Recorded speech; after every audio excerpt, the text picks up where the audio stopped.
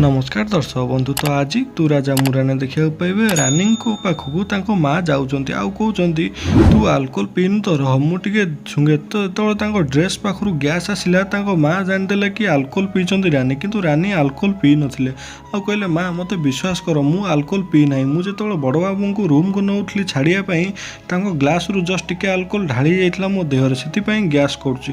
तो खुड़ी कहूँ ओह बहुत तो सुंदर जा हो तू आलकोल पी के आसु, तू गोटे नीलज झील, तू गोटे नीलजाणी, तोते ए घरे रखा कथा नुह। तो सेठारू रानी बहुत जोर रागी कहले खुड़ी तुम पाटी चुप कर। तो खुड़ी हाथ उठाउले रानी को बाड़ाई। तो ठीक समय आसिक राज हाथ को धरी नेले आउ कहले आपण रानी को कहीं बाड़ुचन। तो खुड़ी कहले तोर साहस केम थला तू मो हाथ धरिया, तू किए ए मो हाथ धरिबू। तो एपटे रानी कहले सी है मो बॉसकर पुओ आउ ना है राज। तो खुड़ी कहले ओह अधा राति ताले तू ए बॉस को पुओ सहित माल पीकी बुलुचु। तो सेठारू राज बहुत जोर रागी गले आउ खुड़ी भी मन इच्छा जहाँ ना कहीदे।